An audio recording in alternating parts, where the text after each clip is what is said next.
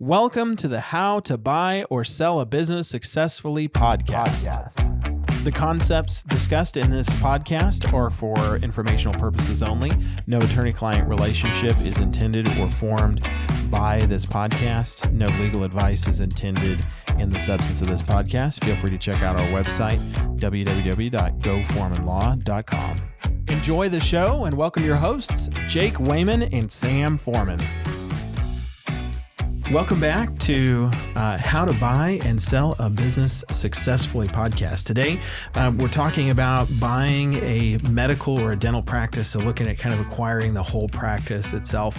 And we're really lucky to be joined again by Jennifer Allen, who's the head of the healthcare practice group at Adams Brown, and also by CJ Morawitz at Emprise Bank, who has been active in healthcare financing transactions. And I believe you're also the head of that department at Emprise. Yeah. Well, welcome back. And we're also joined by our co-host today, Jacob Wayman. So. Hey guys, sorry I'm late. We're just glad to have you here. Well, hey, so let's kind of talk a little bit about, when you're looking at these transactions, Jennifer, from a tax perspective, and you've got a client that's looking at acquiring an entire practice, and maybe it is somebody that has an existing practice and they're buying a practice, or maybe they're just somebody that's looking to buy out somebody who's going to retire, or some other kind of structure.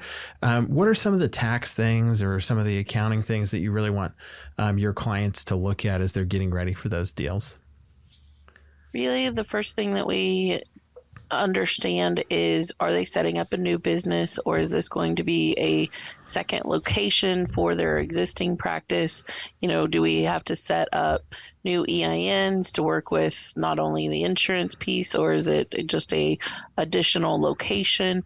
But then understanding if they're buying the assets, that's always the best. Always a recommendation for a buyer is to buy assets rather than the stock because of the tax benefits. And then really the question is, how much can we associate to either as supplies, inventory, if it's like a veterinary practice, or dental supplies, things like that, or equipment, and how much is blue sky or goodwill patient list. And so really understanding the benefits, we can depreciate things much faster if it's associated to a supply, a inventory type item, or if it is a equipment, than if it is blue sky. And so the tax implications for buying it, as a buyer, we want most of it to equipment or supplies rather than the blue sky, whereas the seller is going to have the pull and want more to the blue sky or client list. Sure. Goodwill. And when folks are looking at this, what kind of dollars are we talking about in terms of, how much of a difference it can make if things are,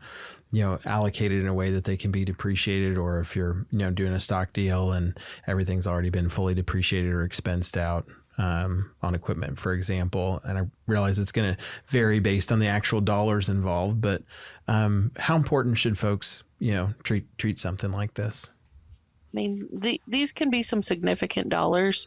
Anything that you can put to equipment versus the goodwill can typically be depreciated either in the first year, or a significant portion of it in the first year, or up to the first 5 years versus 15. And so when you're talking, couple $100,000 for the goodwill portion or the client list portion, and then you're not able to expense that until fully until year 15. Mm-hmm. That's a pretty big difference. And so really understanding what that difference looks like for the first year, when maybe it's we can reduce some tax bills. No, that's helpful. CJ, when you're working with folks who are looking at buying a practice, what does that loan process look like? What are some things that people really need to be thinking about when it comes to, making sure that they're ready for that process, and how long it might take, and kind of what they need to bring to the table to make it a successful loan process? That they always have a lot of questions around what's needed, and generally we we require, 3 years personal tax returns, personal financial statement, and then the financials on the business that they're looking at, whether that's tax returns or end of year financial statements for the last 2 or 3 years, just so we have a clear picture of the cash flow and be able to deliver to them, what that looks like on paper.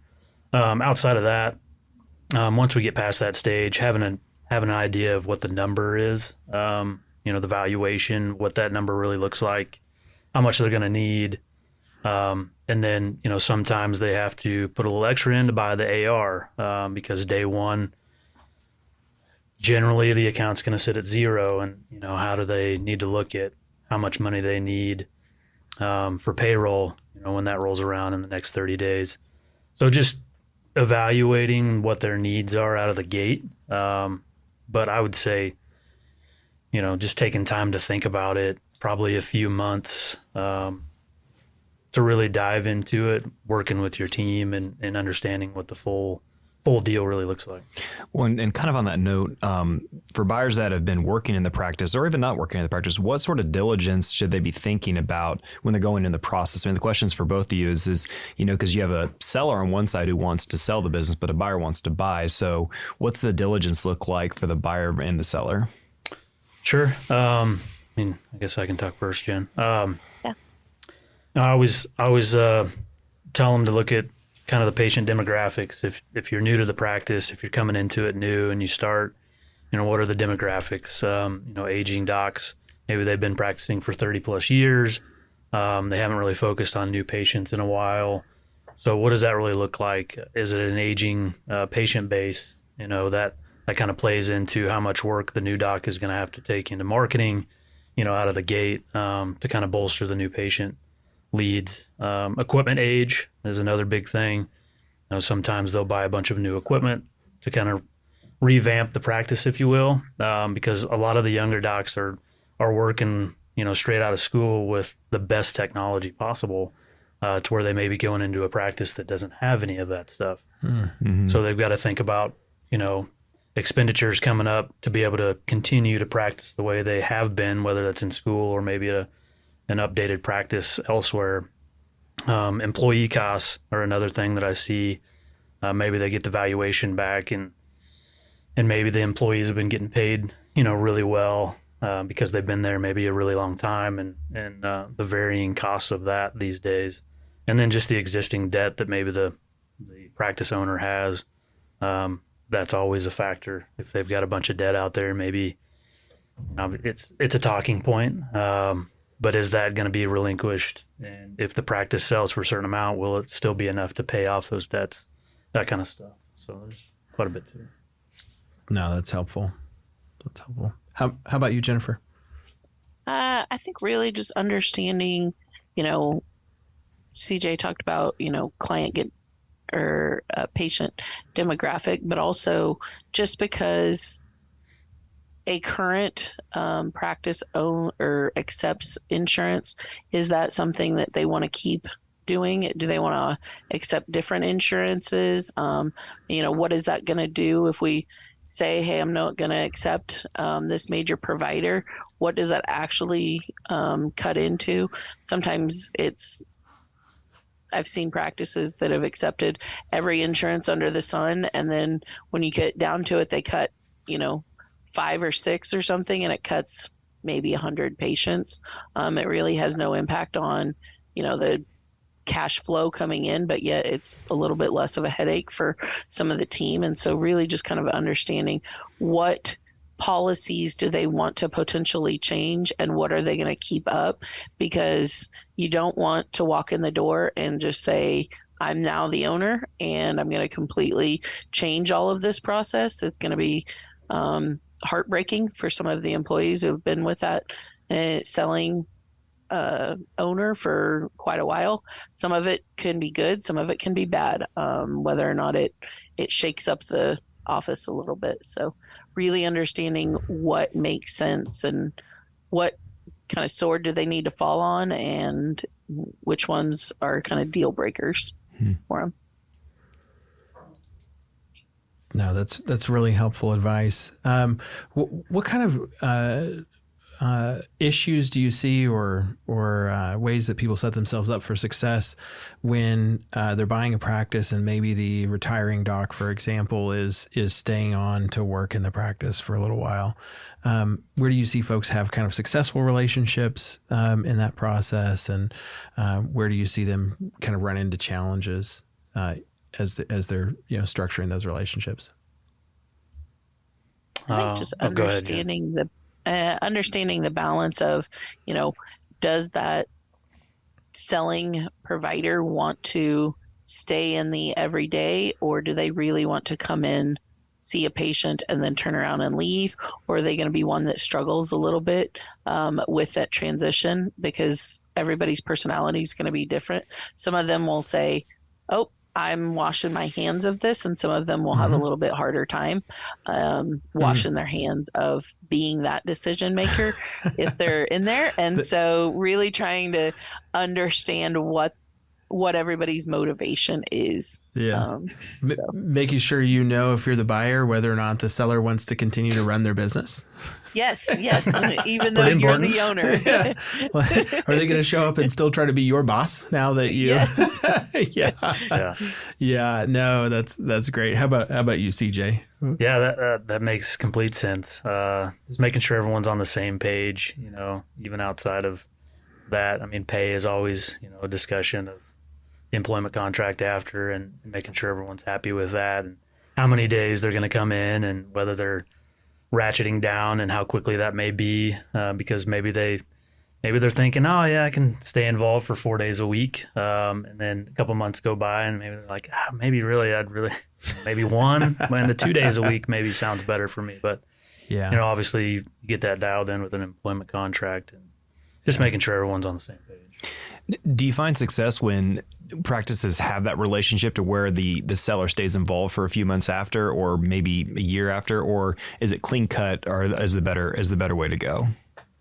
From the banking side, we feel like if the selling doc is going to stay on for a little while, it gives us a little bit more comfort, knowing that the transition of patients, a kind handoff to, Mr. or Mrs. So-and-so is coming in today. This is my doctor that will be taking over for me as I transition and retire. And, and then also for maybe more complicated cases that they can pull in the more experienced, not necessarily more experienced, but older doc that has seen a lot of things over the years, and they can step in and help out when times arise. So. No, that's great.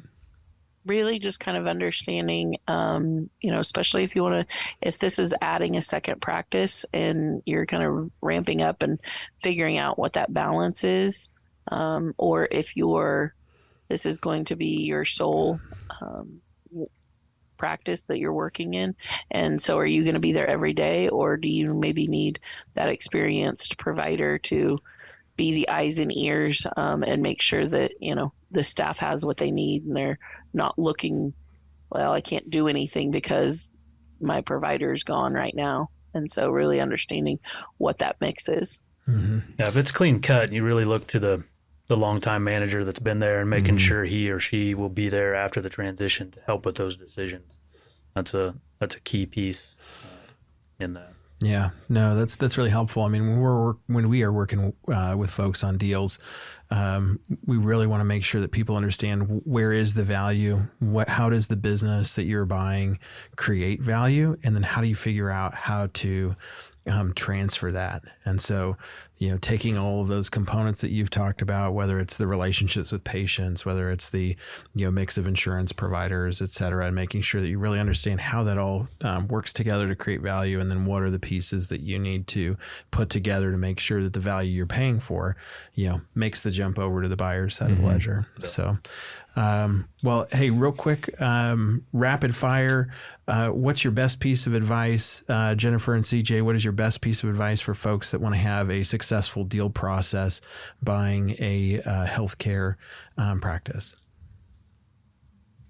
Go ahead. CJ, you want to go first? Sure. Okay. For me, I would say understand whether or not you have the taste to take on the real estate at the same time. I see a lot of times where The real estate is purchased at the same time of the practice, but it doesn't always have to. So know that you can structure deals where there's a first right of refusal or something like that allows you to be almost guaranteed that building, but you don't have to write the check immediately if you're not really ready. If the practice can't quite support it, maybe for the first few years. That's great. CJ? I would say I always go back to having the right team in place, and having what Jennifer said as part of one of your teammates, but also on the banking side, just making sure everyone's in the know.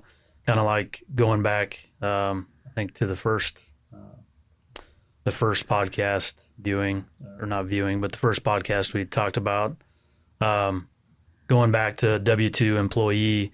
Are you looking to transition into a new house? Are you new to the area? Do you need to buy a house? If that's the case, you need to buy it generally before you take on a business, because now you're going to need 2 years of tax returns to qualify. So thinking about those things and having your team on deck at all times and having the right team in place helps and makes the transition a lot smoother. It's funny, buying a medical practice and buying a normal business. I don't know if that's a key word. They're very much alike. Good stuff. For sure. Well, thank you, everybody. Those are great advice for our listeners, of which there are many, not all of which are my mother. But thank you all for joining us, and thank you, CJ. Thank you, Jennifer, for your wise advice for our listeners. And everybody have a wonderful day. And please follow, like, subscribe. If you want to leave us a 1-star review, we do ask that you leave us really, really colorful comments, because that's the only way I enjoy them. So, all right. Thanks, everybody. Have a great day. Thank you for joining us today. For future episodes, please subscribe to the podcast on Apple Podcasts or Spotify.